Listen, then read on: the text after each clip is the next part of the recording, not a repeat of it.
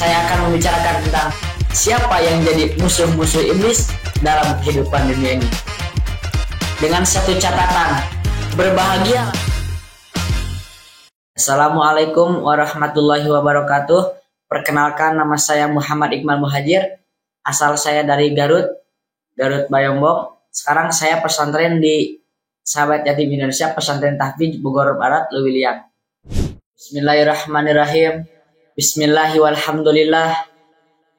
Wa ala ali sayyidina Muhammad ibn Abdillah wa ala alihi wa sahbihi wa mawallah. La hawla wa la quwata illa billah. Amma ba'du. Pertama-tama, marilah kita panjatkan puji syukur kehadirat Allah yang telah memberikan kita nikmat, dari nikmat yang paling kecil sampai nikmat yang paling besar, yaitu nikmat iman dan Islam. Yang kedua, tak lupa sholawat berbikisan salam, tak lupa kita hadiahkan kepada junjungan alam, revolusioner Islam sedunia, penobrak kebatilan, penghancur kemungkaran, pembawa rahmat seluruh alam, Habibi wa Habibana, Kanjeng Nabi Muhammad Sallallahu Alaihi Wasallam. Karena jasa beliaulah kita dapat hidup di zaman ini, zaman yang penuh dengan ilmu pengetahuan dan teknologi. Saudara-saudara kaum muslimin rahimahumullah, pada pembicaraan kali ini saya akan membicarakan tentang siapa yang jadi musuh-musuh iblis dalam kehidupan dunia ini. Dengan satu catatan, berbahagialah orang-orang yang jadi musuh iblis, tetapi celakalah dia yang jadi teman-teman iblis. Akan sengsara dan celaka jika iblis nyata-nyata menyebarkan bendera permusuhan itu. Kita mengadakan toleransi, mengadakan kerjasama bahwa yang menjadi budak yang memperturutkan bau kemauan iblis laknatullah alaih. Siapa yang jadi musuh-musuh iblis dalam kehidupan ini? Inilah pertanyaan berikutnya yang diajukan oleh baginda Rasul kepada iblis. Hei iblis, jika teman-temanmu yang telah engkau jelaskan tadi, sekarang jelaskanlah siapa musuh-musuhmu di antara umatku. Atas pertanyaan ini, iblis laknatullah menjawab, ya Rasul, musuh-musuhku di antara umatmu, yang pertama, anta ya Muhammad. Musuhku yang pertama adalah engkau wahai Muhammad.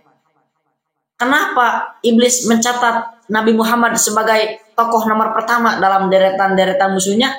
Mudah dipahami. Yang pertama, Rasul merupakan rahmah lil alamin, rahmah bagi lingkungan. Yang kedua, Rasul berfungsi menyelamatkan umat manusia dari tempat kegelapan, dari tempat maksiat menuju tempat yang terang benderang penuh berisi petunjuk dan hidayah dari Allah Subhanahu wa taala. Atas sikap seperti ini wajar lalu iblis mencatat Nabi Muhammad sebagai tokoh nomor 1 dalam deretan-deretan musuhnya. Kalau kita baca sejarah, risalah yang dibawa oleh Nabi Muhammad ini merupakan risalah yang membawa rahmah bagi lingkungan. Beda dengan rasul-rasul yang terdahulu. Nabi Nuh misalnya menyampaikan agama. Hei umatku, ini agama. Umat menentang, turun banjir yang menenggelamkan orang-orang kafir. Jadi ajabnya itu turun pada waktu itu juga pada nabinya masih hidup. Jadi ajabnya itu jenis cash, kontan. Nabi Musa, hei umatku, ini agama. Umat menentang, sebagian ada yang ditenggelamkan di Lautan Merah, sementara sebagian ada yang dikutuk jadi monyet-monyet yang hina. Nabi Soleh, hei umatku, ini agama. Umat menentang, turun gempa bumi yang amat dahsyat mengurung orang-orang kufur. Atas sikap semacam ini, wajar lalu iblis mencatat Nabi Muhammad sebagai ranking nomor 1 dalam deretan-deretan musuhnya. Itulah nomor 1 yang jadi musuhnya iblis, dan bahagia dia jadi musuh iblis. Yang kedua, siapa musuhmu di antara umatku? Yang kedua kata iblis, musuhku wahai Muhammad, imamun adil, pemimpin yang adil. Putus asa iblis menghadapi imam yang adil. Atas segala godaannya tidak terkena.